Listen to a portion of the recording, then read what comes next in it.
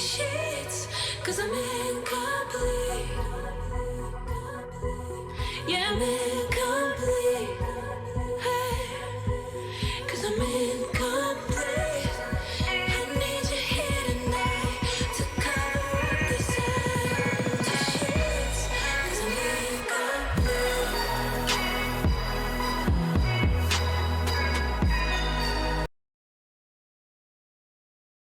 We introduce ourselves to League One by signing Leo Helde on a permanent deal, and all these free agents, as you can see on the screen right now. Whilst these players are getting introduced, I'll talk about the new system for uploads. I'll do half a season an episode, so basically from the summer to January and then the rest later. And you can see here Aubert, Ali, and on. A few of them have done well, some haven't. I'm not sad about any one of them. They're all good players, I'll say that. And we also signed 2 more players, well 3 more, one in January though. One was this guy, Agudelo, just a backup, and then this guy, Elliot List, who was absolutely insane last year in the championship, in the League 2 for Stevenage. The first game against Derby, and I immediately noticed that, god damn it, it's going to be a lot of goals this season. Collins gets 2 before halftime, but after halftime, Richardson just runs through and he saves us. That's 1.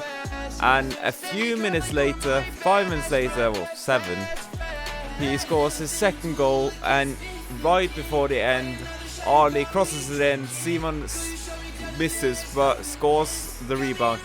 Now here you have him, Captain Morris, our new captain, for now because he's been injured a bit, but they score right before halftime. And then we have this guy, Richardson. Does he ever miss a penalty? I am not that sure, because I mean that's straight top corner, man. But against Port Vale, List goes through on his debut and scores this goal. But right before the last quarter, this bullshit happens. It's just so AIDS, and List, he passes it across to Richardson, who gets his second goal of the day. Against Forest Green, Ali scores this goal. But you see, it's just impossible to defend against when Arn doesn't go in, and then they get a bullshit penalty, and it of course goes in. But Ali scores a strangely similar goal to his first, and this is just a flawless game. I mean, Jesus. FIFA 23 is a flawless game that cannot be critiqued in any way, shape or form. But they get a goal before the end of the game, quite far before the end of the game. Bad goalkeeping. Simon scores, and then another penalty for Richardson, and he just doesn't miss. Ollie's through against Manfield, and I mean he don't miss in that opportunity there, he shouldn't. They get 1 goal, but I mean Ollie's just, he was just on one that day, to be honest. Then against Bristol Rovers, this was where I knew that I had to change the sliders, because this was, spoiler alert, a 9-goal thriller. You can see here, before halftime, there's already been 5 goals.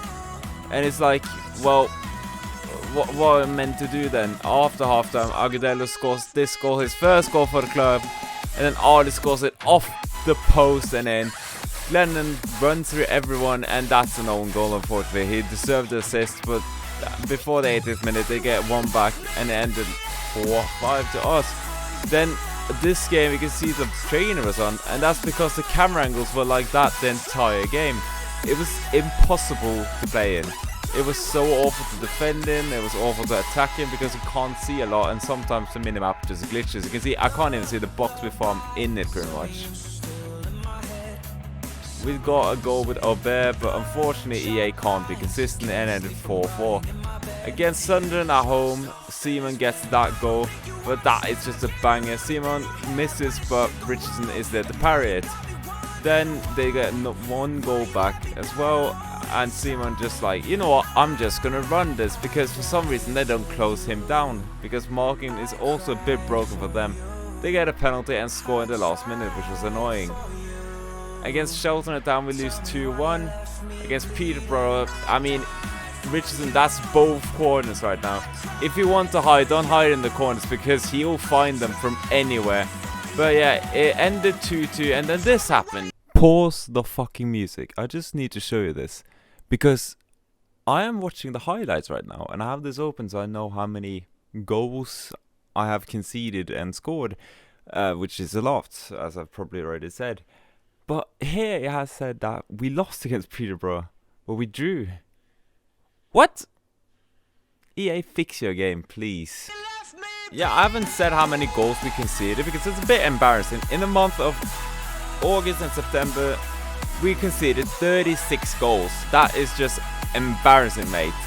You can see here, we simmed October bits and we got some half decent results, and then we lost some easy games that we should have won and I should have probably played. We did the same for November to get some movement going, and yeah, I was like, no way. But then against Salford City, everything changed. Because even though we went 1-1 quite early, Elliot Liss scores in the Yorkman derby. It's not a derby, it was against the Yorkman team.